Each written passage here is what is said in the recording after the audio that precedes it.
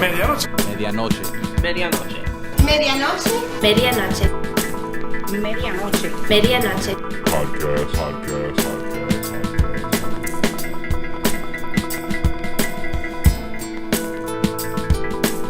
Medianoche. Podcast. Medianoche. Medianoche. Medianoche. Medianoche. Medianoche. Medianoche. Medianoche. Medianoche. Podcast. Okay. Do this all day. Yeah. What's up, y'all? Welcome back to another episode. You know what I'm saying? Medianoche Podcast, Miami, Florida. Hip hop. Yeah, I just did that right there. What's up, y'all? Medianoche Podcast. We're back at it. The ill convos. If y'all know what's up, y'all know what's up. And if you don't, just ask somebody. You'll find out. This is Medianoche, episode 20. I got an OG in the scene here, a master with the words. You know what I'm saying? And dope person, man, overall. I got Orion here. What's up, Orion? Yo, what up, Art? It's good to see you, man. Good to be here, bro. Yeah. Thanks for coming through, bro. I know you stay busy, man. You know, you came through, and let's get this shit popping, bro. Yeah, for sure, man, for sure. First things first, man. Thank you, bro. You brought people be bringing medianoche sandwiches, they'll bring cheese pizzas, they'll bring this and that, but you came through with a MC Juice vinyl. This is ill, man. Yeah, man, yeah. Like this. I've been meaning to give you that for a minute. Back when we did that thing with Draz, like what was it, a year ago? A little bit. I had told you that I had an extra copy, and you told me how much you really like MC Juice, and even that particular song. I was like, yo, I got an extra copy, and before it gets lost in the archives, I was peeping the 1,000 episode you had, and you mentioned it. I was like, man, I gotta let me dig it out of the archives and officially give it to him. You know what I'm saying? Because I remember I promised you that. This guy MC Juice is like one of my favorite MCs, man. Like, and I've had a few interactions with him on social media. And, like, I let him know, like, yo, Juice, man, you know, like, I quoted one of the things you said on this record I have called The Elephant off of your song, Sincerely the Unsigned. And, like, bro, this song is on this vinyl, bro. It has Key to the City and Sincerely. I'm bugging out. I don't even have a vinyl player. I'm about to go to Sweat Records and just buy one. Just you know, play this. My first records I had before I even got a turntable, so... You know, that's how it usually is, you know. So yeah. I'm glad this will be the first vinyl in your collection. I know sooner or later you're going to have a turntable up in this bitch. So. Yeah. You know, man, like the digital age, bro, like people just they'll get a Beats pill, go on YouTube and sync up their phone, and like that's it. That's the record player, you know?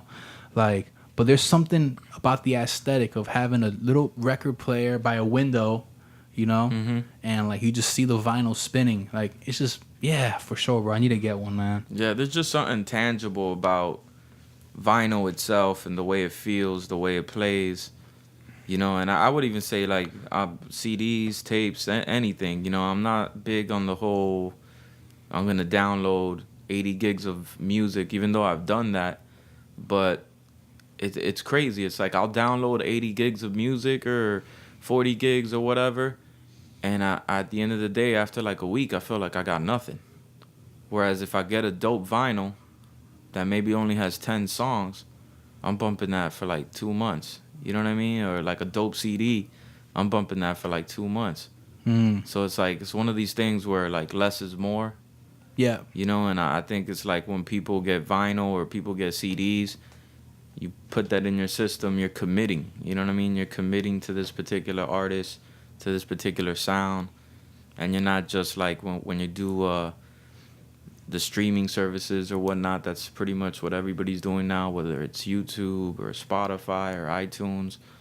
Like, you're just jumping around too much, you know what I'm saying? Nobody's fully committing most of the time. Yeah. And most people have it on shuffle, and you know, there's something about like really digging into a whole album that's like kind of gone from nowadays, you know? Yeah, like you ever heard that question when someone's like, if you were stuck on a desert island and you can only bring 1-2 CDs, what would they bring? There's always some smart ass that's like, well, if it has internet, I'll just get Apple Music. And it's like, that's not the point, That's not man. the fucking point, bro. Yeah, you know? Yeah. I remember like when I was driving a lot, man. Like you'd be surprised, you know, Miami's a major city. That we have all these internet providers, unlimited data, Comcast, T-Mobile, and like a person here conditions himself to think that's how it is. You know, doesn't matter. Like we live in abundance. Yo, you jump on that I-80 and you hit Utah and Nevada, and like, or you're like, you know, let's say you're on another highway, you go through Arizona. You're gonna hit dead zones for a long time. You're gonna go on your phone, it's gonna say no service for a while, you know? Yeah. So like I went to when Best Buy still had CDs. It just happened, but me saying that sounds like it happened a long time ago. When Best Buy still had CDs, a tumbleweed crosses the street, you know? But like I bought the Slim Shady LP, the CD, Slim Shady LP. Yeah, which is a great album. Right. Front to back. I bought 808s and Heartbreak by Kanye, and the Carter 2 from Lil Wayne, and another one. I think it was like Common B. Okay. And like those CDs, it just felt so much more secure to have to have it. Like, let me just put this in, and it becomes the experience, you know, like Right, yeah. And there's something about like the only reason this is gonna stop is if you actually hit that stop button or if you lower the volume. Like, I be in people's cars sometimes and they'll be like, yo, you still got CDs in your car and shit? And I'm like, yeah. And then I'll jump in their ride and then it's like, yeah, that was the case. But sure. I'll jump in their ride and it's like they'll be playing Spotify, but then they get a phone call from their girl or from their homie or whatever. Yeah. The music stops. Yeah. They're on their phone. In some cases, it's on speakerphone, so it's like mad awkward because you're in the car. Like, all right, what am I supposed to do? Like, just hear this conversation with you and this person I don't know. You know? Yeah. It's like when you pop in that CD, it's just you go. And if you lose internet service, it's like you be driving. If you have your thing on Spotify or whatever, you lose internet service, it cuts the track. Yep. So you're like lost in nowhere. Right. Exactly. Motherfuckers have gotten lost in like Utah and Arizona and shit because they were so reliant on their GPS. Right. Next thing they know, they get off the beaten path and no internet service. Motherfuckers got to get rescued and shit. Yeah, I mean, I never had to get rescued, but yeah, I definitely experienced that whole like the GPS. Like the GPS will stay working, but then you get impatient and you try to refresh it or you zoom out a little bit, and then it can't refresh, and then you're just lost. Yeah, and if you don't got a car charger, your fucking battery's gone. Yeah, that happened to me in Utah, man. I found myself, I was trying to drive to California, and I found myself in Idaho, like a little bit into Idaho, you know? And I was like, what the fuck am I doing? And I busted a U-turn. I had low gas. Like, it's funny, I'm telling this story, but I have a song where I tell this story in song form. So I don't want to, like, whatever. What's the name of the song? It's not even out yet. It's a song called Drifting. Okay. Which is exactly what I was doing. I was drifting, you know, in America. Nice. And, like, I go to this, like, little one-horse town. Long story short, I was low on gas. I trusted my gut. I prayed about it. I get off the highway, and I go on this, like, little off-the-grid road, dirt road. My car was on super low gas. When your car is on low gas, you have this emergency reserve that will get you, like, maybe 10, 15 miles. My car took me, like, 45 miles, by the grace of God, to this, like, little one-horse town. I was sitting on all my equipment. It was, like, some Texas Chainsaw Massacre shit. And I get in this little one-horse town, and, like, I fill up, like, by the grace of God, bro, like, I pull up to this little gas station, and, like, you know, it was closed. I had to ask a guy on a horse. The guy was riding a horse. I was like, excuse me, I'm not from around here. How can I pump gas? And he's like, oh, you got to call the owners. Let me call them for you. What? And they came. This young guy was like, yeah, we're closed today, but it's okay. And, I paid it with my debit card. I filled up. And I was so happy that I wasn't deserted, that when I drove away on this dirt road, I was accelerating, like, so ecstatic that I was able to continue, that my car started drifting as well. So I'm like, I'm drifting, you know? Nice, Yeah. man. I got to hear that. Yeah, it'll come out eventually. But yeah, man, you know, like, it's true, bro. Like, having something tangible, having tangible music raises the value, and then thus raises the appreciation for it. Right. The album doesn't even have to be that great. Right, yeah. You know? Yeah. Yeah. I mean, there's something about like, you know, you may have like bought the album for 2 particular tracks, and then been like, man, the rest of this album's weak, but there's these other 2 tracks on this album that are really dope that nobody knows about because they're not the singles or whatever, you know. And you know, and the more you play something, the more you start really understanding where this person was when they recorded it. You know what I'm saying? There's tracks that I may have listened to from Ghostface, for instance, that never liked them. And then 3-5 years later, those are my joints. You know what I mean? Like, for whatever reason. Yeah. They finally clicked, you know? Yeah, like you have to be in a certain place in your life for the music to fit. Right. Yeah. Yeah. Yeah. I mean, like when you make music, like do you have, I don't really catch the vibe from you. Like you're the type of recording artist to like, or writer to write songs with the goal of like radio or some shit. You just, you know, you're more of like a thinker. You make music that people can listen to and it'll stimulate their thought process. Right, You know? yeah. Like my stuff, I'm not really trying. Like I was never trying to like, yo, this is the radio hit. This is the latest trend. This is what everybody's doing. So let me just do this because it fits. You know, I've had occasional songs that are more on a commercial tip, but that's just because, you know, the beat called for it and my spirit was there to do that. But it's never no, yo, I'm gonna do this because, you know, this is what the labels want. This is what the radio wants. I just do, you know, my own experience and talk about that and try to touch people and, you know, try to make people think, like you said, you know. Like, you know how some music listeners, man, especially in Miami, you know, like, listen, this is the Medianoche podcast. It's based out of Miami. It's definitely focusing the spotlight on like Miami creatives, you know. Word. And part of that is it's a little ironic that people that are not in Miami see Miami and they think to themselves, party, vacation, suntan, you know, bikinis, whatever.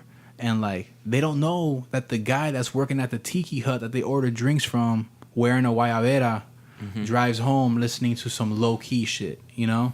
Yeah. And then the locals that are from here, for whatever reason, which is kind of like what I like to explore, like they don't conform to the touristy side of Miami. They bask in like the deeper hues that is Miami, you know? Yeah. I feel you. I agree, man. But it's like, and even as an artist, you know, it's like, it's hard to, even if you're out there performing at shows and doing everything you can to get your brand out there and put your music in as many ears as possible.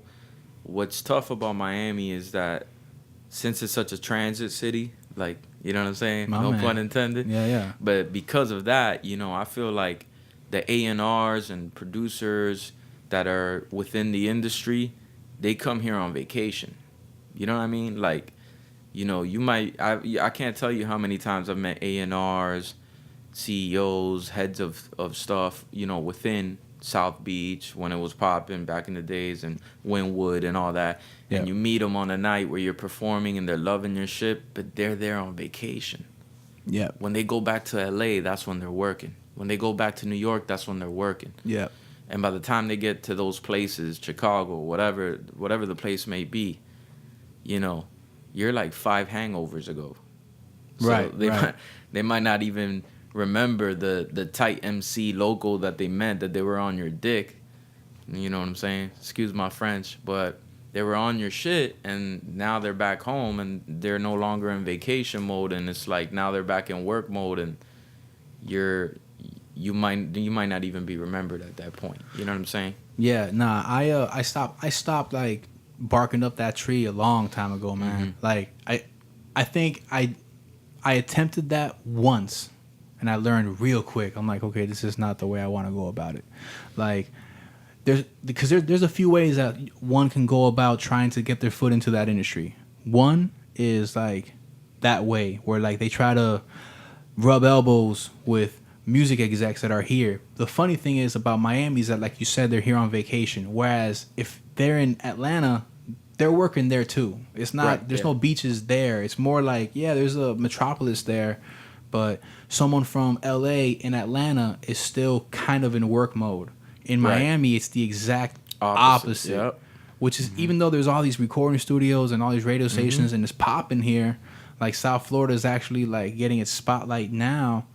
But like when they come here, that is a passive activity. They're here for the vacation, you Yeah. know. So like wrong place, wrong time, wrong market to Yeah. really approach it, you know. And like I think that the healthier way to really make a name for yourself is on your own merit, not off of just somebody that you hit it off with at a sidebar or something. Yeah, that's what it is. I mean, everybody, at some point, you do need other people to get your music out there a little bit. You know, that's why everybody's always thirsty for the plug. You know. Yeah. But you're right. It's like at some point you have to keep grinding on your own and take that bus for as far as you can take it. And if you were to work into a relationship with a publicist or, you know, a PR firm or whatever, you know, at least be in a place where they can't take advantage of you because you've put in so much work. You've built your brand so tight that for them, this is not them throwing you a bone and digging you out of a desert where you were starving to death. This is you coming into a business venture with a publicist and with a PR firm that both of you are on equal footing. You know what I'm saying? Yeah. So to speak. They're going to see it as benefiting them. You see it as benefiting you, and it's an equal partnership. Whereas, and I learned pretty quick too when I was, you know, back in 2008 when I was really on my grind and I released my first album, like I was like, bro, I was hitting up anybody I could, bro. I was spamming online. I was doing everything I could, bro. You know, just trying to rub elbows with the right people. But at that point, at that particular time, my brand would have been like they're helping me more than I'm helping them. You know what I'm saying? Like, Yep. how am I gonna reciprocate this relationship? You know what I'm saying? Like, monetarily wise. And then that's when people could really take advantage of you, because a lot of artists gotta know this. If you got a really good product, really good music, but haven't worked on your brand enough, what happens is you're opening yourself up for a bigger company, whatever that company is, that's going to invest in you. If they're going to be doing all the marketing and all the presses for you, they're going to want their money back and then some. So you're going to owe a lot more money. You know what I'm saying? Because you didn't work on the other aspect of this. Yeah. That's beyond the music. That has Right. more to do with your videos, your image. You know what I'm saying? Yeah, like if all you have is music, and you rely on another entity to like build you up around it, like you're essentially like cutting yourself extremely short. You have no leverage. Like, what good is your music next to this other guy that not only has also good music, but he has the look, he has the logo, the recording studio, photographer that's a homie of his. Like he's a self-sufficient operation, which is more beneficial for like the label, the investor, or whatever, you know. I mean, I love the independent grind, bro. I love the independent grind, man. Like, it's, even now, like you look back, like, okay, Rockefeller, you know, hey, Def Jam at one point was an independent label. You know, they were in a small little studio pressing CDs up themselves. They had like, you know, you see those old photos of like, you know, Russell Simmons and Rick Rubin, like you see them like with the big speakers and the sweaty shirts and like the, you know, all the CDs stacked, all the stack of papers. Like, especially today in 2018 with all these resources, all the accessibility, I think that's the way to go, man. I mean, to each their own, you know? Right. But like, I think that's the way to go. If you're in Miami, you definitely have a sweaty shirt. So at least you're starting already, you know? Yeah. For a sweaty wife beater. Yeah. Word. But yeah, man, so listen, like, I wanted to ask you, what's your background, Orion? Cuban. Cuban. Cuba. Word. Yeah. How does your family handle like this music pursuit, like hip hop music? Well, you know, there's my family now and my family then. And what I mean by that is like my family then is still my family now, but you know, my inner circle family is my kids and my wife. You know what I'm saying? That's first and foremost over everything. Yeah. They handle it well because at the end of the day, I put them first before this music. You know what I'm saying? Like, it's not the other way around, you Yeah. know? So, and they know that, the proof is in the pudding, my action speaks volumes. So they know that I always put them first. You know what I'm saying? Even before coming out here to this podcast, I'm making sure everything's good on the home front. You know what I'm saying? And, in some cases, that takes a lot of sacrifice because I can't just up jump the boogie and go wherever I want tomorrow. You know what I'm saying? Because I got a huge responsibility. Whereas before I had kids, my family would have been my brother, my sister, my moms. They still my family. But even back then, they didn't have to be so prioritized like my current family does, like my current inner circle does, And everybody's always taking it well, bro. Like, if you're familiar with my music, there's a lot of stuff I say within my music that's family-oriented that, like, I didn't even realize it until, like, this dude wrote up a review on my album, on my first album in the New Times, and he pointed that out, how, like, almost every other song I say something that's, like, about my, like, a punchline here and there that's, like, kind of, like, about my family, but, in a good light, because I don't shit on my family, you know what I'm saying? Yep. So it's one of them things, man. Like, and what about like Cuban culture with colliding with hip hop culture? I would say even Latino culture, man. Latino culture is just not all about that. There is Latino culture that's about that boom bap hip hop, but not around my Nah, not for around sure. my innocence. You know what I'm saying? Like My family is salsa, merengue, bachata, you know what I'm saying?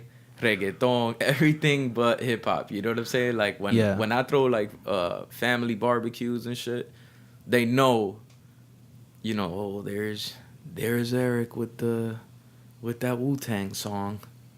How long is this song? And I just finished, like, it's not even at the end of the first verse of a Nas song, and they'll be like, how much more till this song ends? You know how that is, man. Yeah, do they hit you like my grandfather be hitting me with like, oye, ¿cuándo tú vas a hacer una canción en español para mí?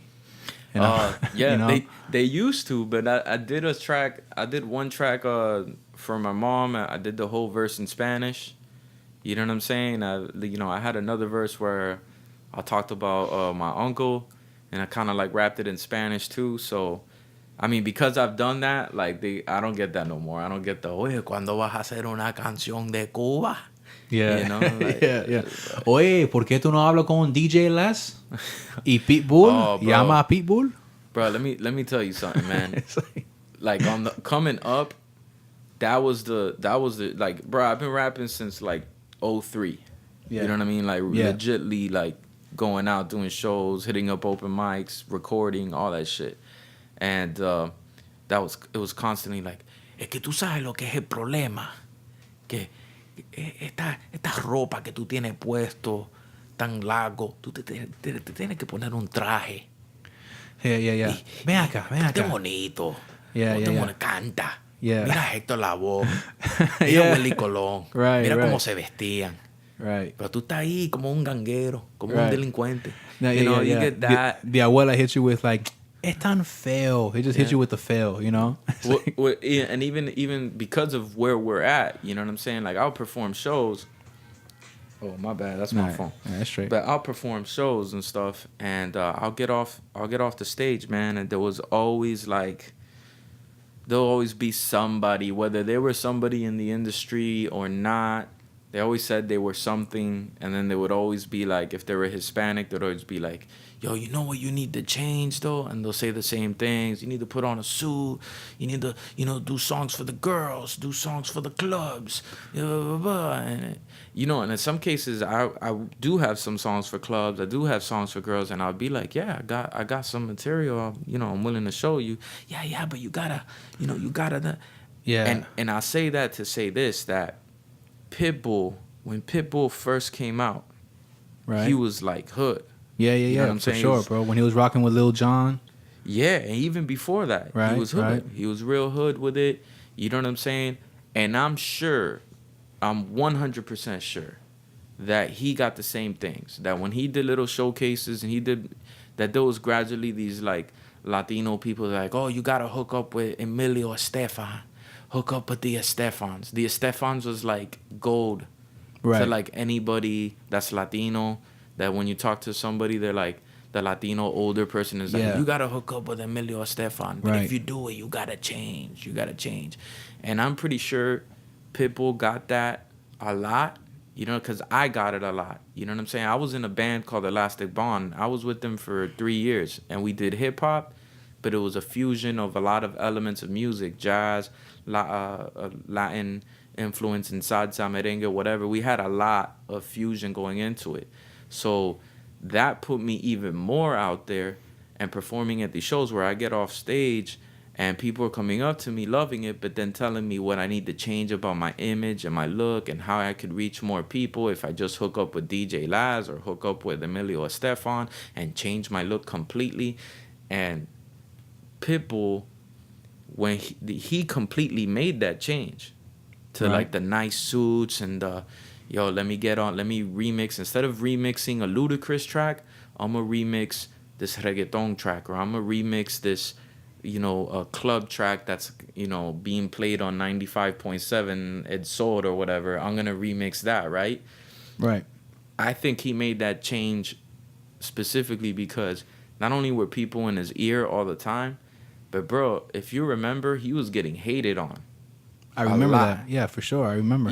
Even when he released Damn It Man. Even when it was the Miami album he dropped, the MIAMI album. Money is a major issue. Is a major issue. Even when he dropped that, he was getting hated on a lot, bro. Like, I remember first hearing about Pitbull in 2001, and somebody was telling me that they saw him at a club, and this guy thinks he's the shit, and I was about to split him. Then 2 months later, I hear about him again, and it's somebody else telling me that they saw him at a club. They stepped on his shoes, and he was about to split him. Then I heard about him again 3 months later, and this girl was telling me, nah, he was performing at Gusto's, and, bro, he was whack, and people started throwing bottles at him. I'm like, yo, I hadn't even heard a song from him yet. I'm like, this is 3 straight people that had nothing but negative shit to say about this guy. And I remember in that era of when he dropped that album finally, he started getting some love and some traction in Miami. And he ended up doing a show in Phoenix, I think. And it was on somebody captured it on their cell phone, and it went on the internet, kind of went a little viral. And he got a bottle thrown at him while he was on stage, in Phoenix. Yeah. And you could see the bottle hit his head. Luckily, nothing crazy happened to dude, you know what I'm saying? But I remember he came back and he gave an interview to 305 Hip Hop, and the sentiment from what I've heard of that meeting was that he was just like, yo, online, mad people from Miami were talking shit about me. Rather than being like, yo, that's fucked up. How could they do that to Pitbull? Mad dudes from Miami were just hating and being like, look at that.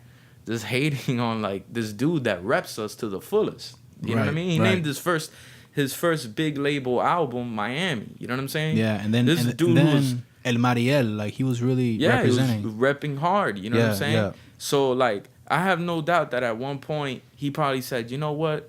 Now that I'm at the level I'm at, I am gonna switch up. I'm gonna switch up completely. You know what I'm saying? Yeah. And look at him now, man. Like now, like I can't have like any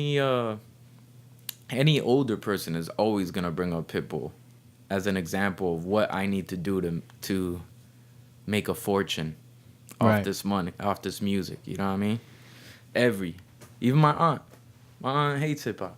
You know what I mean? Right. And she'll bring up Pitbull like he's the greatest slice of bread on earth. Well, I mean, if you drive down 8th Street now, you'll see some murals of Pitbull, like in some his Cuban restaurants and stuff. Like, he totally capitalized on that void of like Miami recording art, a Hispanic, Cuban specifically, recording artist that at one point rapped, but like he noticed that nobody was really embracing that like Cuban music going pop essentially, and now he is. And then people see like these aspiring MCs that are mainly just hip hop recording artists, and they're like, we want to see you do good. This is how he did it, right? And, yeah, and they don't they don't understand, or maybe they do, but they're just not taking it serious. And it's like, yo, he's him, I'm me. You know, yeah, I'm Cuban too. I'm Cuban, B. You know, like yeah, I'm Cuban too, but like I'm not. Like let me be me. You know. So I almost take it with a grain of salt. Like it's something that you have to. Like it's like people tell these things. Your family tells it to you because they care about you. People in the club tell these things to you because they want to sun you. Yeah. You know? Yeah. They want to sun you. Yo, what you need to do is, yo, you got to do. There was this one rapper. I'm not gonna say who it is. I mean, he's the homie, but like all his songs some years ago, I would let him record in my studio, and like every verse was just, you gotta do this and you gotta do that. It was just you gotta. It drove me fucking crazy. Like, oh my God. Like, it just reminds me of that one line by Jay-Z where he's like, everybody can tell you how to do it, they never did it, you know? Right. And it's like, man, you know, I almost feel like psychologically to not reach out to other people for advice makes you look like you're more sure of what you're doing. Like, this whole approach of like, especially on Instagram, oh, it's the worst. If you do a hashtag, like hashtag hip hop on something, you'll get a spam comment. Yo, my name is such and such. I'm a however old MC. It would mean the world to me if you check me out. It's like, yo, I really don't like that. Yeah. Like, yeah. don't do that. You know, like not you. Every MC out there, stop doing that. You know, just don't fucking do that. You know, find some other way to like get your music out there without looking so thirsty. You know, because that makes you look weak, bro. Like that makes you look weak as fuck. It's one thing to be posted out of a concert passing out CDs. To me, that's admirable. You know, you invested in a tangible thing like this record you gave me. You invested in something tangible. You dressed to impress.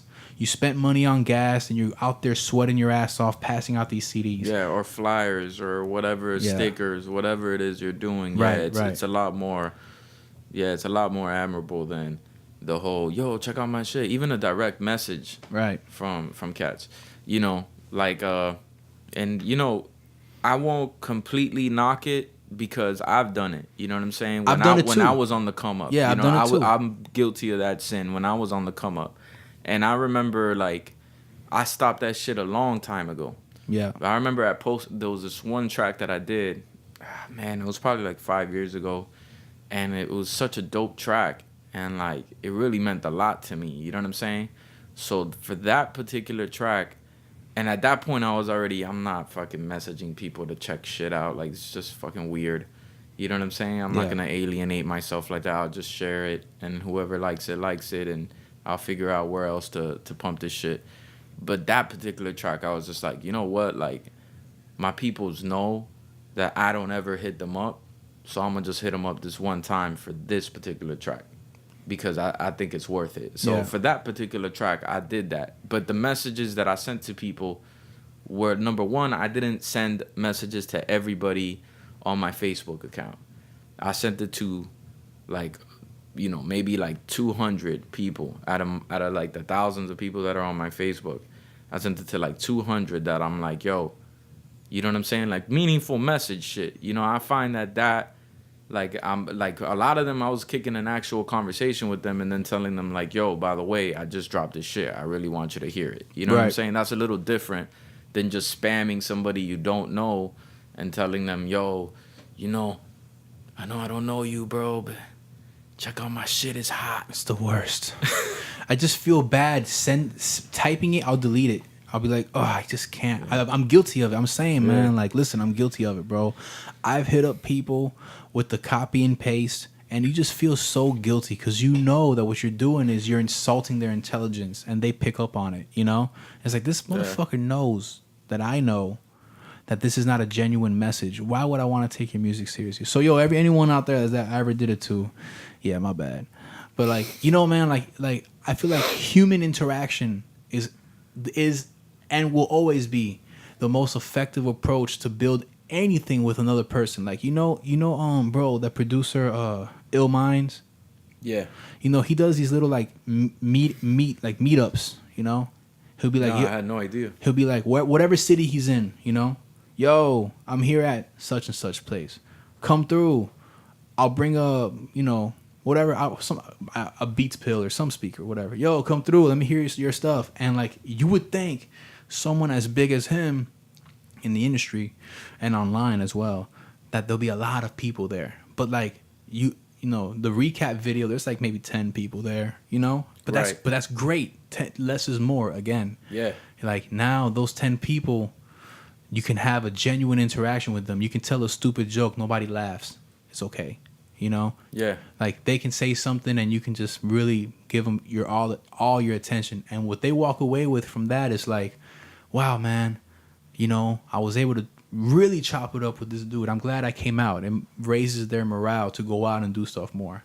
Yeah, I wish more producers did that sort of thing. That would be real ill, you know. Yeah. Like I think that something that Miami MCs, not just MCs, producers, singers, whatever, just Miami creatives should invite people more to locations. You know, like the spot that I'm at right now, it's called the New Yorker. Like they want me to start throwing like a little open mic here because you see I have this PA system and shit here.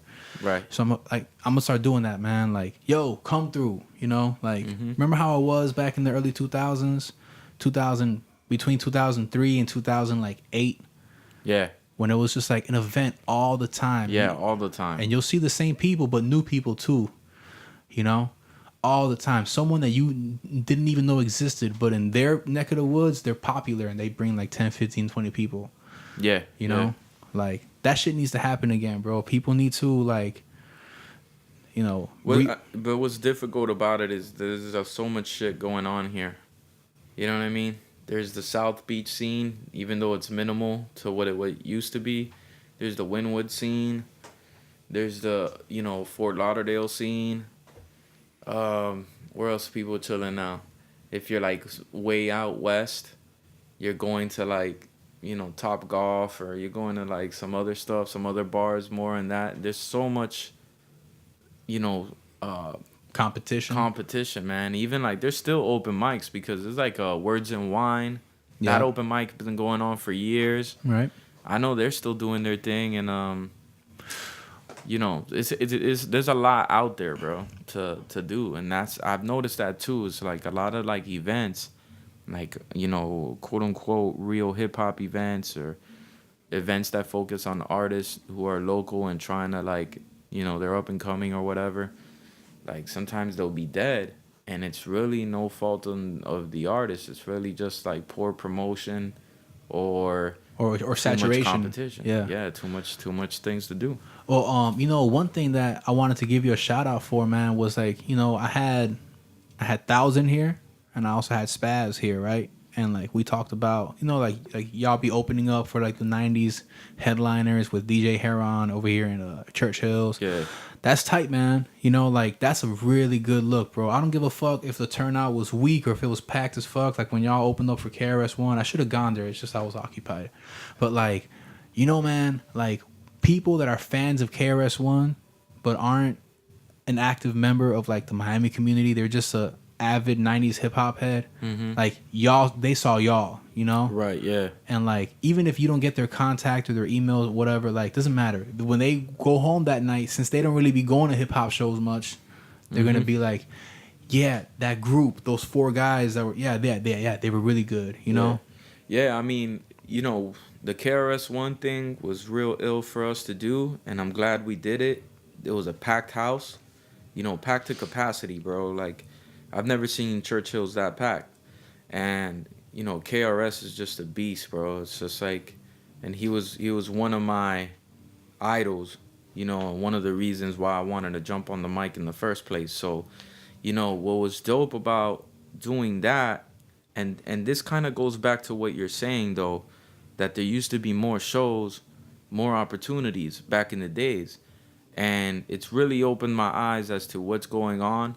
You know, shout out to Heron for putting us on, and Legacy. He was a big factor in why what they do got to perform that night. You know what I'm saying? But what I noticed about that is that the show ended, right? You got like this crazy demographic, because think about the people that were there, bro. The people that were there is age 24 through age 50 in some cases. You know what I'm saying? That was the demographic. Now, this demographic got kids, got regular jobs, got all this other things they got to do, but they made it out. You know what I'm saying? What needed to happen that night after the night ended is, yo, we got Razkaz coming in a month. Here's the flyer. Bam, bam, bam, bam, bam, and hit everybody up with the Razkaz flyer. Because that's how it would have been done back in the days. Back in the days, if it would have been done at I.O. Lounge with, like, Atmosphere, you would have gotten, like, on your way out, they would have hit you up with, like, 3 flyers. It would have been one flyer talking about MF Doom in a month, then another flyer talking about another event, and another flyer talking about another event. Doesn't happen that much anymore. You know what I'm saying? It's too scarce. It's too scarce now, yeah. And it's like when we opened up for Razkaz, like we opened up for KRS, I think in March. We opened up for Razkaz in late April. Razkaz is a beast, bro. That's like, yo, I kicked it with him that night, and I kicked the whole verse of the Realism track to him. Nice. Because that's how much I love that track, you know. And I'm never one to do that. Yeah. With an MC, bro. I'm not that guy. Right. Like I can't remember other people. Like I can't remember. I love Nas. There's a lot of Nas verses that I love. I can't recite them to you. For some reason, that Razkaz song, I could recite it to you right now. You know. Yeah. So that show, it wasn't a complete disaster. Don't get me wrong. There was heads there. You know what I'm saying? There was like, I don't know, 30, 50 people. Yeah. You know what I'm saying? Which was still worth it for us to do it. And, you know, even the experience of, you know, kicking it with Raz and kicking it with Shabam Sadiq, who was also there that night, was cool.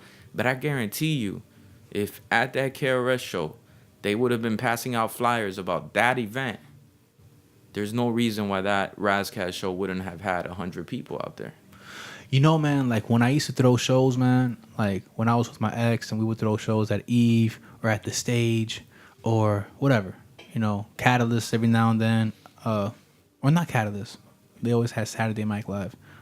Whatever. When I used to throw shows, man, you know, too much of anything is bad, you know? And what started to happen was, like, you can't expect your friends to come out to all your shows all the time, bro. Mm-hmm. You can't expect that. You know, even nowadays, today, I don't expect any of my friends to even be checking out my music. You would think, yo, hey, they're your friends. They got to support you. Bro, they've been supporting me. Like, how much more entitlement do I really have with these people, you know? Right. Like, yeah. So, like, after a while, like, you know, less and less of the same people started to come out. Mm-hmm. And, you know, there was a lot more stuff going on at that time. So I just kind of got a little lost in the sauce of, like, being, like, throwing on shows as a way of creating my own platform so I can get on stage and perform my music as well as other people can perform their music too. And, like, you know, when you're the show promoter, you're wearing that hat. Mm-hmm. Like, everyone knows I got my music. They know what's right, up. Yeah.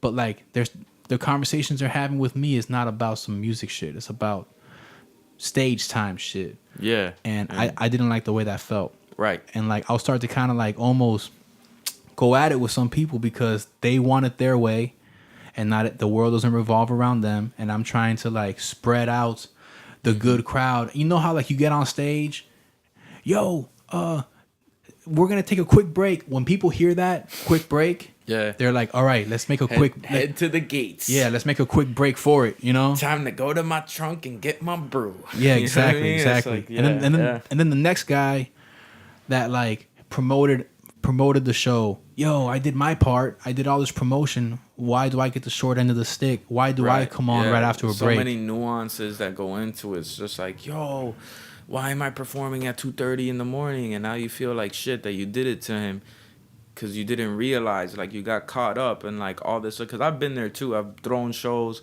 and I feel the same way you do. Like, I didn't like the way that hat felt, where, like, I genuinely, like, may have fucked up and forgot to, like, put a person earlier.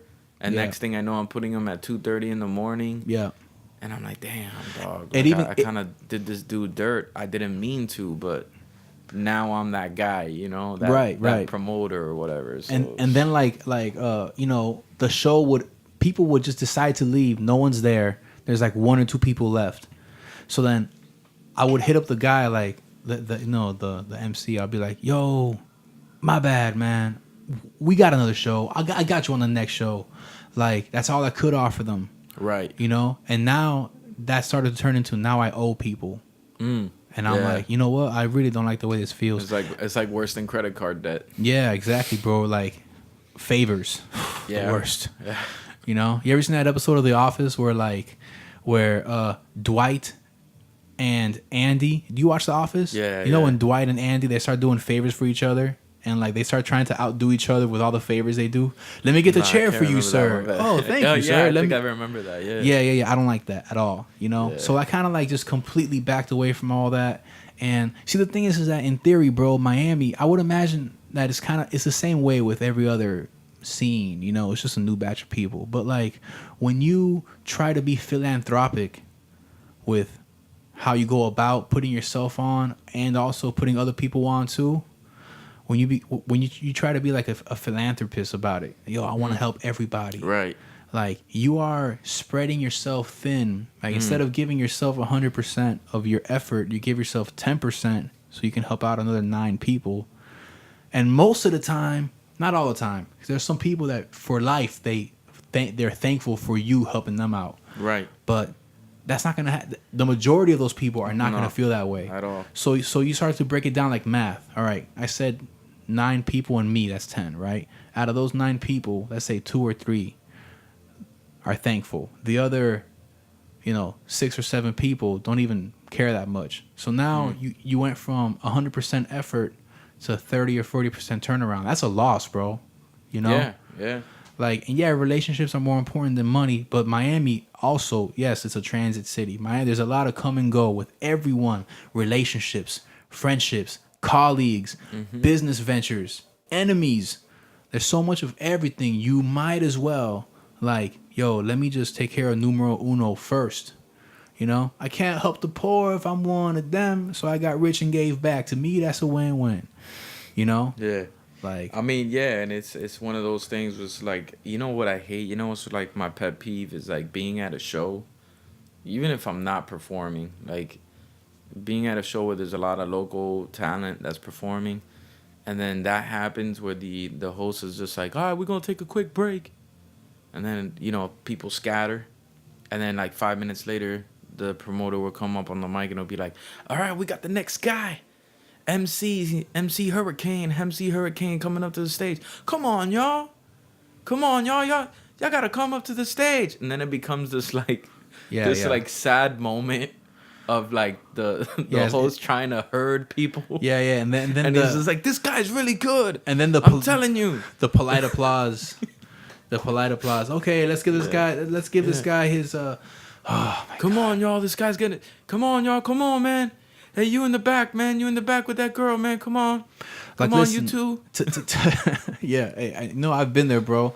What's up? But like, I always try to, man. Like, I studied the tapes, bro. I studied how, like, I love. You know what I love watching? Festival footage. Like if anyone wants to subscribe to a streaming service, I'm not sponsored by any of these people yet, but like either you have Spotify, Apple Music, and Tidal, right? One perk that Tidal has that I'm not aware of in the other 2 services offering is that Tidal has this thing called Tidal for Artists, and it's just festival footage. It's just this huge library of just high quality festival footage, and you see how these guys, it's super inspiring, to see this huge gathering of people, and like Talib Kweli gets on stage and just performs like Reflection Eternal. It's just like the shit, like I think, listen, man, for anybody that's listening out there, if you're performing at these little open mics or at these little venues, have somebody film it. Film your show. If you do 10 shows and you compile all the times that people put their hands up or they cheer for you, make a show reel and submit that to promoters for festivals. They'll book you, man. You might not be on the top of the flyer. You'll be in the bottom and you perform at 4 p.m, but who cares, bro? Yeah. Like... that's that. Now here's the thing, man. Perception is everything. Yeah. So if you can do that, if you're a young artist on the come up and you can do that, and yeah, man, let's say you did 20 shows in 3 months, and some of them were dismal. There wasn't a lot of people there or whatever, but there was like a good 8 that were slamming, that were dope, and you got some great footage. We'll put that together because now you could control your perception online, and hopefully that'll get you into Austin, Texas for South by Southwest, or Atlanta for the A3C festival, because now you're controlling what they're seeing. And these promoters in other cities know, man, like, yo, I'm going to bring this guy in because he's dope. I like his music. And I saw his video clips where it showed like him really rocking to a crowd. So I know what I'm going to get live from this guy. So yeah, like I'm going to book him. I know his fan base is in Miami. So, at that point, the promoter is more thinking, I'm bringing him here to entertain my people. Yeah. Whereas over here, there's the grind of, can you bring your people to me? Yeah. Yeah. That's the big difference with the mentality here in Miami. And it's because in Miami, man, they're fighting against people on vacation that want to just go and wild out and go and get drunk and go and get girls and go and do this and go and do these drugs or whatever. Like, that's what promoters down here are fighting against. That's why it's so hard for promoters to put on local talent, local showcases, because we're a vacation city, man. Like, this isn't, some city in Wisconsin where it doesn't have that type of vibe. They're just like, yo, or Colorado, where, like, I went to Colorado, man. They had like a dope, like, imagine like a Wynwood in Denver. Yeah. Like, just like that. Like, I hit up spots there and everything. You know what I'm saying? That was dope. To this day, I have contacts out there. Vegas of all places. I went to Vegas and performed out there. And I went to Vegas, and this is for every artist out there. You're going to go somewhere on vacation, research, and you're like a quote-unquote real hip-hop head. You know that our shit is a niche. Okay? Every city got that same thing. And every city, I don't care what city you in, there's this popularity mirage that people have. Like, we probably heard this one. Yo, Art, bro. You know where you need to go, bro? You need to go to Paris, bro. That's where it's popping. Yeah. Yo, you know where you need to go, Art? Chicago, bro. That's where it's popping. Like, it's this, like, oasis mirage that people have, like, about other cities. They do that with Miami, too. When I went to Vegas, I researched their scene. Yeah. I'm like, yo, who is their Orion? Who is their Art Morera? Who is their Serums? Who's like those guys? And I researched them. I reached out to them. Like, yo, homie, I'm going to be in Vegas on this day, whatever. Bro, like, I probably reached out to like 50 heads. But genuine messages of actually trying to, like, yo, I'm trying to reach and build. I got hit up by 20. Nice. Who I actually met in person was like 10 of them. You know what I'm saying? Yeah. But those are relationships that I still have to this day. I performed at a spot called Beauty Bar that was like off the beaten path of what the Disneyland of Vegas is for tourists. You know what I'm saying? So I got to know their local scene, and it's the same shit, bro. It was just like Miami. And dudes were coming up to me like, yo, I heard Miami, dog. like they're like, yo, I heard that's where it's at, bro. I heard they really appreciate real hip hop. I'm like, really? Like, that's when it hit me like, oh, this is everywhere. Yeah, like I had this one line in Transit City where I'm like, lots has happened from the last I seen you. Miami to Pasadena, right where you stand, the grass is greener. Yeah. It's like right, like people overlook what you have. Mm-hmm. Yeah. But at the same time, it's because they aspire to explore and expand. Yeah. Like, listen, when I was in North California, that's another thing. We live in a city where there's a lot going on. There's a whole chunk of America where ain't shit going on. So like every time that one show comes through, everyone goes to it just for entertainment. They'll proudly pay $20 at the door just to have something to do. Yep. So it's like, man, like there's pros and cons to both. I just think that like to get complacent in one or the other is where you go wrong. To just settle for being like, nah, I gotta make it in my city.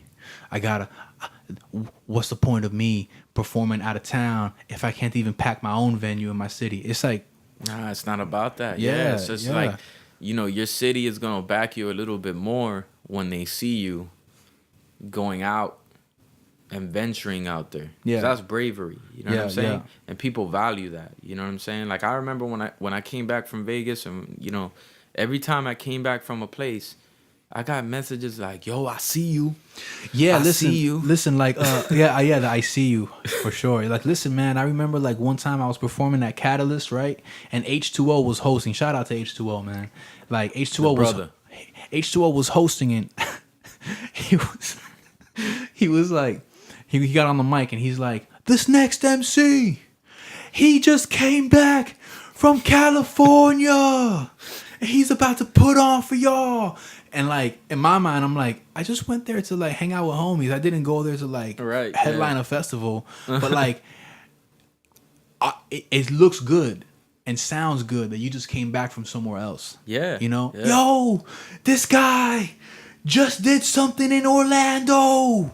Y'all need to make some noise. Don't y'all want to go to Orlando, y'all? And everyone's gonna be like, yeah. And it's like, it's just the allure. Yeah. The allure of venturing Well, off. It all, you know? it all goes into expanding one's brand, expanding someone's image, and for all the hardcore real MCs out there that are like, oh, image, rappers too obsessed with image. You need to be talk about the lyrics. Let me tell you something, bro. One of my favorite KRS-One tracks, and like. KRS-One has his self-titled album is my shit. Like that's what made me a KRS fan. You know what I'm saying? When I was a jit, that's the album I picked up. It's got 14 tracks. Track 14, I hated it. Hated it as a jit. It's like the one track I would never listen to. It's called Health, Wealth, and Self. As I got in this shit and really started doing it, it's one of my favorite tracks. If you listen to that track, it breaks down a lot of the shit we're talking about. He has this one line on it that he says, image is respected. Records come and go and get collected. Like, think about what that means. So you working real hard on your music, that's cool. But just realize, that's just music. Records come and go and get collected. Your image is what's gonna really push your stuff out there. Really get your stuff to the masses. You know what I'm saying? He had this other one where he said, KRS, hip hop. Yeah. Hip hop. Yeah. With a big smile. Yeah. It's like, He has this one line. He's like, make money elsewhere. Hip hop, you don't abuse it. When I was a kid, I remember listening to hearing that and be like, that makes no sense. Like why would you be an MC, make all this incredible music, and you're gonna make money in another place? Like you're gonna make money off real estate, or you're gonna make money off working a 9 to 5, or you're gonna make money in stock markets, or whatever your hustle is. Why wouldn't you just be making money off music? And I understand that now as an adult. You know what I'm saying? You can make money off this music. You can, do it, but don't put all your eggs in one basket. You know what I'm saying? Diversify your revenue streams. You know what I'm saying? Because if you have a diversified revenue stream, you don't have to compromise yourself when it comes to making this music. You can make the most underground shit, and at the end of the day say, you know what, man? This record right here, I'm only gonna make 5 G's off this year. Just this one record. But I got another record, I'm gonna make another 5 G's. And I got my shit in real estate, and I'm gonna make money off this property. And I'm good. This rap shit, I could just supplement my income. You know what I mean? Yeah. And maybe you're to the point where you do make money off this rap shit for 2 years. Maybe 2 years you're making 80, let's say. Like that would be a phenomenal. You're making 80,000 a year for 2 years. But then the well dries up. What you gonna do now? If you got a diversified revenue stream, you're not worried about that. I was talking about that with a friend of mine. I'm like, wouldn't it be crazy if Jay-Z, wouldn't it be crazy if Jay-Z's music is like the least lucrative aspect of his finances? Like, what if Jay-Z's, I'm not trying to insinuate that this is true. Yeah, I know. But it's just, conversation, I'm like, what if Jay-Z's cultural influence is what propels his business ventures outside of the actual music, and then every now and then he drops an album just for cultural relevance, but the actual music itself doesn't sell nearly as much as some Samsung deal or as some whatever deal that because he's a great businessman. Like, I believe that, and I believe that that's been the case for a long time within the last 10 years. 2008 to 2018 for sure. Like, I truly believe that of what you're saying, and I think for every year that has come, Jay-Z's revenue stream as far as albums and the artistry has taken a hit. Maybe not his tours. His tours are still making the bread that he probably typically makes, or maybe more. But the actual album sales, the song sales, that has gradually declined just because of where we are at with technology and where everybody's at. Just like the social norm of how people digest music has changed. So I have no doubt that that's exactly what is going on for Jay-Z, Nas, 50 Cent. These are the big time names. You know what I'm saying? yeah. But even going back to like before 2000, remember, I don't know if you remember this, Def Jam had like some scandal about this, that there was a bunch of Jay-Z albums. I forgot what album it was that got released. Maybe it was The Blueprint. I don't know. But they ended up getting caught that somebody was buying all these Jay-Z albums. And they were from Def Jam. Oh, yeah. So like Def Jam was buying their own albums. Yeah, I saw that. And then kicking it back to the stores. Right. And then the stores were reselling them. But that was helping them stay on the Billboard. Yeah, do you remember, you'll see these videos, like, somebody will drop an album. Like, Lil Yachty drops an album. And then the guy that manages him, I forgot his name. I don't want to.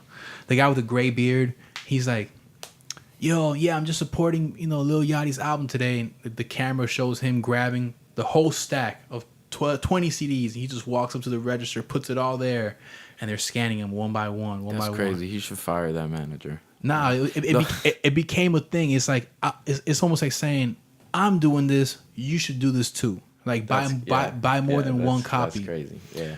Yeah, that kind of became a thing for a little while. Yeah, it's totally ass backwards. But that's always been a tactic. Like Coach K, that's the name of that guy. But he's a marketing genius. He works with Migos and shit. So it's a whole, it's 20 CDs to him, but he's motivating 500,000 people. Right. Well, there was a Spanish artist. I'm not gonna say her name because like somebody told me about this, and it's kind of like hush hush. I'll tell you after the podcast or whatever. But basically, her husband. This is like in 88, 89. Or maybe even, before that, I don't have the year exact. But before she popped, that's what he did. He took the advance money from the label, just bought. He went to he had a team set up of like a bunch of girls, paid them off. Here's the money I'm going to give you for you. This other money, you're going to go into these stores and you're going to buy all the albums and you're going to bring those albums back to me. They did that. Brought all the albums back to him. What did he do? The record stores, back in the days, ended up having to tell the label, hey, we ran out of this artist. We ran out of this artist. We ran out of this artist. So the label's looking at it. Man, this guy that we gave the advance to, man, they're really selling. So let's put some more promo money into it. And we won't have to have it recoup after it because it's worth it now. But reality was this guy had all the records in his garage. And then he would go to the record stores that didn't have a relationship with the label and sell them those albums. Or put them on consignment or whatever. And then because the other stores are generating such a buzz, well, now the other stores are like, man, that artist that we sold out of her stuff, let's put her stuff towards the front aisle, and let's put this poster that the record label just sent us of her and put it in the front. everybody's been doing that, bro. You- That scam has been going on forever. That's nothing new. You know what line this reminds me of? This whole approach on how to get yourself out there. Do you watch battle rap? Yeah. Do you? I don't watch it as much anymore. It's okay. But there was a while where I was, yeah. Neither do I. But like during the time I was watching it heavy. You remember the Murder Mook and Iron Solomon battle? Yeah. Okay. That was a good battle. Yeah, it was. People be trashing that battle. I think that battle is phenomenal good. on Murder Mook's end. I'm gonna know. Yeah, that's cool. But listen, like Murder Mook had this one line that he tells Iron Solomon. He's like, let's just say you conned your way into being the legend that you are today. You know? Like, let's just say you conned your way into being the legend that you are today. Let me explain what I'm trying to say. And he goes on. But people con their way into being the shit, you know? Like, for a while, do you remember, like, I mean, mind you, this has been a good episode. This hour flew by. But listen. There's like, an hour already? We're in 65 minutes, yeah. Damn, man. We ain't even talking about my music, man. Oh, man. But listen, like, do you remember when LimeWire and Napster first came through? That's when Eminem was popping. Eminem was new, fresh, famous, everything. Yeah. White rappers were putting their music up and labeling it Eminem. I downloaded Eminem songs and got put on to Benefit. Slug. Apathy, Slug. No, Yeah. Slug I was put on to by a friend of mine. But I mean, I remember downloading Yeah. an Eminem song and being like, this is not Eminem. Yeah, Who is yeah, this yeah. guy? And then figuring out 2 years later, oh, that was Slug. Yeah. Or like, and I'm not saying that these guys did it. Maybe fans did it. Fans did it to better them. Yeah. Yeah. Like, listen, I got put on to Apathy, to Copyright, to Benefit. Remember MC Benefit? If you know MC Benefit, he might technically be the first viral rapper. Really? From the inception of the internet, yeah. Wow. Behold Benefit, you old and degenerate, by the power of the subject and predicate. He was nasty with it. But anyway, like, even when I was out in California, I talked about this with a previous guest. Like, Kendrick Lamar's To Pimp a Butterfly had just came out. And do you remember, like, during, like, a few years ago, people would put the new album on YouTube at a higher pitch so that way that it couldn't be detected by Apple or Spotify or iTunes or whatever? Yeah. I mean, I didn't know that that's why they were doing it, but I peeped it. Yeah. Like, you'll listen to it and it'll be pitched up or down. Anyway, so, like, we look up because in the small town that I was living at, there was no CD store. I had to drive up to Eureka where they had FYE and I could buy the CD there. This was like an hour and a half away from the small town I was staying at. So, but they had a little bit of internet there. So we go on YouTube while we're doing our thing there or whatever, and then we look up to Pimp a Butterfly, right, on YouTube, and Puya starts playing. Puya, and they were like, yo, this is tight. The people in California, they're like, yo, I like this. And I'm like, yeah, no, this is dope. But man, this is not Kendrick, this is Puya. And they were like, word? Damn. That's so weird. That's crazy. I'm not implying that Puya was doing this. I don't think he was, because at this point he was already very big in the underground. Shout out to Puya. He's from Miami too, But like, it's just funny how these tactics are still being applied today. Like, you want to get your music out there, so you slither your way. Yeah, you piggyback off. Yeah, that happened. The one that happened the most with was J. Cole for me. Like, the KOD album that he released. I remember looking it up. Like, I was like, man, I really want to hear this album. I was kind of mad about it. I'll explain that shit in a little bit. But, like, yo, every time I looked up a J. Cole song from that album, it was like some unknown artist. I'm like, how the hell did this like, it have the J. Cole album artwork and everything? It says J. Cole KOD, and then it'll have this unknown artist, and I'm just like, yo, like, I understand what you did, but I don't even know who you are. Like, even with looking at the song and being like, yo, the song's, I know it's not J. Cole, sounds pretty dope. Who is it? Yeah. You know what I mean? Like, that's weird to me too. Like, yo, so it's one thing if you did it, and then, like, when I look at the video upload information, it says this song is actually, Young Little Arkansas, whatever. Yeah. But Young Lil Arkansas. Like that one? Yeah. Young Lil I'm pretty sure Arkansas. that this MC exists somewhere. There's somebody that lives in Little Rock, Arkansas that's like, I'm gonna just call myself Young Lil Arkansas. Yeah, I like that. I'm not implying that like the MCs themselves did this today. Yeah, I know what you mean. I'm almost certain that it was just fans that are so passionate. They're like soldiers for these MCs. They're like, I want to get this guy known, and I'm gonna do it. You know. Luckily for my homeboys in North California, that I was there to be like, yo, this is Puya, you know. And then they were like, oh shit. Well, you know what? I don't like that. This is how I got put onto him, but I'm happy I did because he's actually tight, you know. Right. Yeah. So like, it's just funny, man. I don't know. I can never see myself like how you mentioned, like the guy in the '80s that paid people to con their way into like these record sales. I just, man, how does I don't know, bro. Like, you know, to make it in this industry, like there's a lot of integrity that one must compromise to capitalize on these little waves. Yeah. And that's why, like, you know, bro, like I really appreciate just the honest grind that like cats like Serum does, you know? Yeah. Or like fucking Mayday when they were working with EFN. You know, what do they do? They just collabed with everybody and they showed out, you know, and made great music until Strange Music signed them, you know, and then they could take their show on the road. Like, I think that is the long-term payoff, you know, the peace of mind, the good sleep you get. You feel me? Yeah, I agree.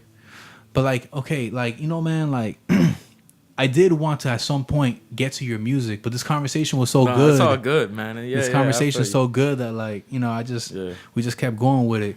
But what's up, man? Like tell the people like what you're working on right now, man. The What They Do, which, you know, you already interviewed 1,000 and Spaz in a previous episode. So we got this album pretty much almost wrapped up. We just need one more track to like finish mixing and everything.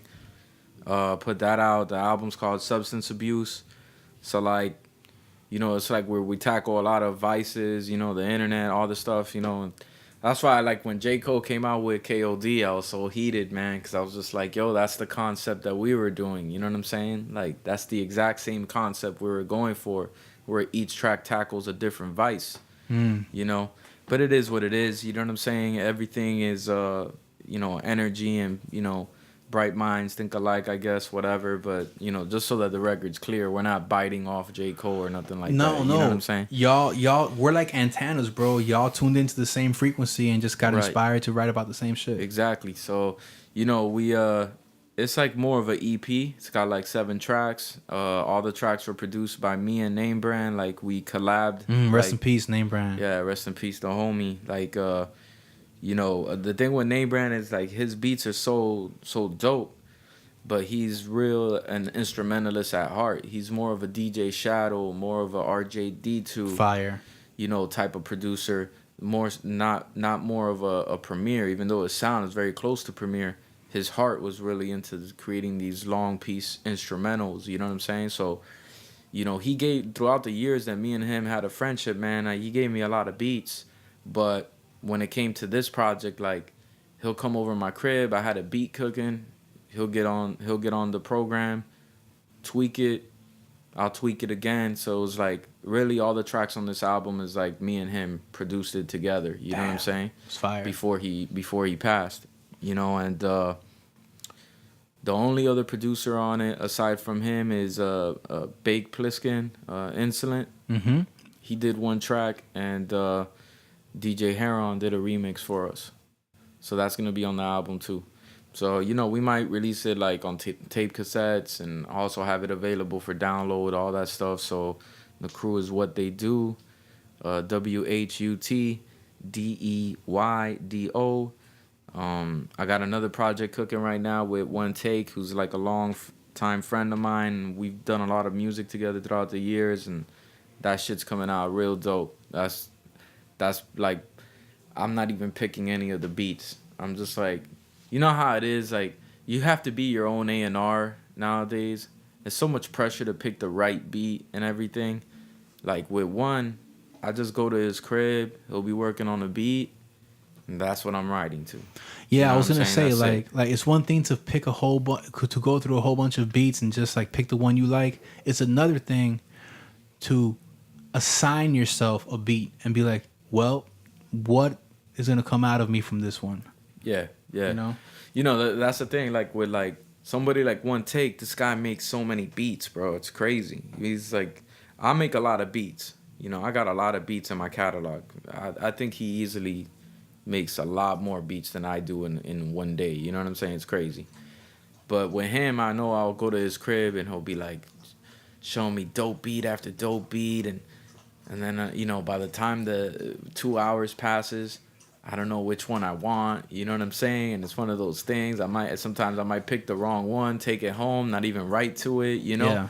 So like with this album I got cooking with him, I just go to his crib. He's cooking up something, and he's just like, "Yo, you want to get on this?" That's how I've been treating it. Like anytime he tells me like, "Yo, you want to get on this?" Some of the beats have been like, "Yo, I don't know," and I just fight through that. I'll just be like, "Yeah, I'm gonna get on that."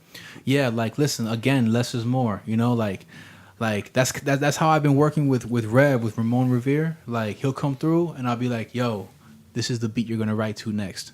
Instead of showing him 20 beats, it's like, "Yo, write to this one." Right. You know? Yeah. And like he can focus all his attention on this one beat, and it challenges him. Yeah. You know. So yeah, man, this is great, bro. Like I'm not gonna lie, man. I had a good time in this conversation, Orion, bro. So what's your social media for the people? Instagram, brassballs09. You know what I'm saying? That's the AKA right there. You know. Instagram, yeah. brassballs09.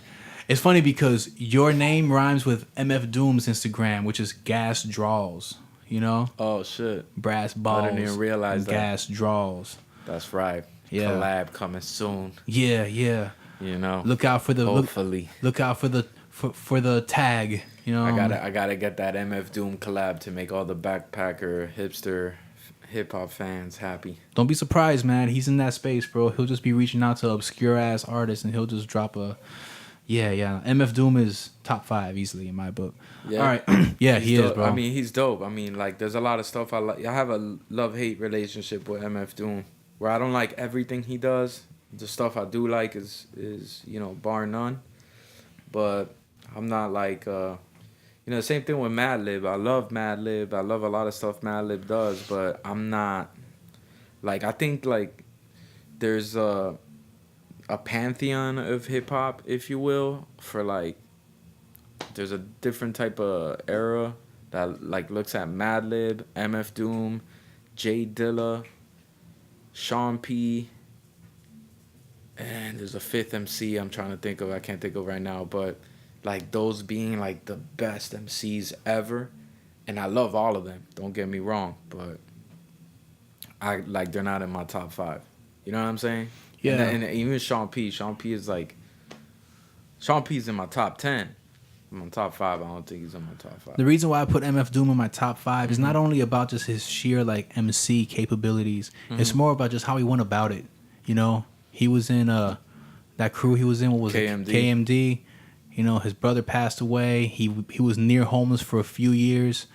Started to put the mask on and hit the open mics, and just was like, fuck it. You know, like just go hammer, just being this alter ego super villain. It's just that Yeah, the thing about hip hop. But like, he had Barbito's backing, and Barbito is no small name. yeah, but You know still, what I mean? man, like but still. he was signed to Fondulum Records, which was Barbito's print, Yeah, and they released, like, you know, singles. You know what I'm saying? Like He is the super. God, what's the name of that song? It's hard. It's a hard song. It was on the Doomsday Operation album. okay. But yeah, they released that. You know, they released those singles, and Barbito had those just college radio stations. You talking all about across the board. Stretch and Stretch and Barbito. Barbito ran Fondulum Records. You know what I'm saying?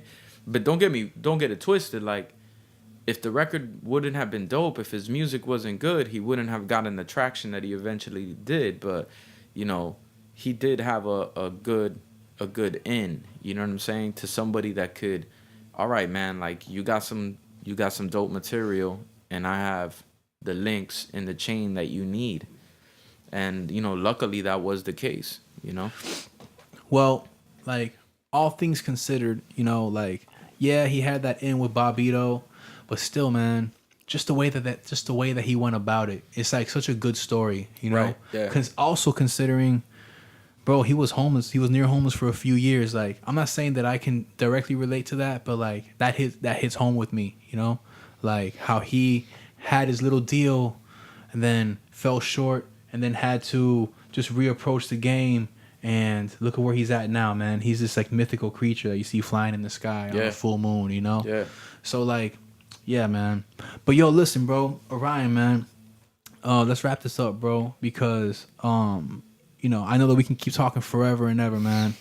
But we know we've been talking for like 80 minutes. This is by far one of the dopest episodes for real. Like, you know, like and with that being said, listen guys, check out Orion, check out what they do. All right. Shout out to Draz. I want to give a shout out to Draz. Yes. You know what I'm saying? The homie, I was chilling with him yesterday. Good, man. Draz, bro. Positive energy. Super ill with it, man. If y'all haven't heard my project Transit City, it's okay. It'll be there waiting for you whenever you're ready. All right. Shout out to my dog Morty. We're at the New Yorker. And we out of here, guys. Peace. Peace. Medianoche. Medianoche. Medianoche. Medianoche. Medianoche. Medianoche. Medianoche. Podcast.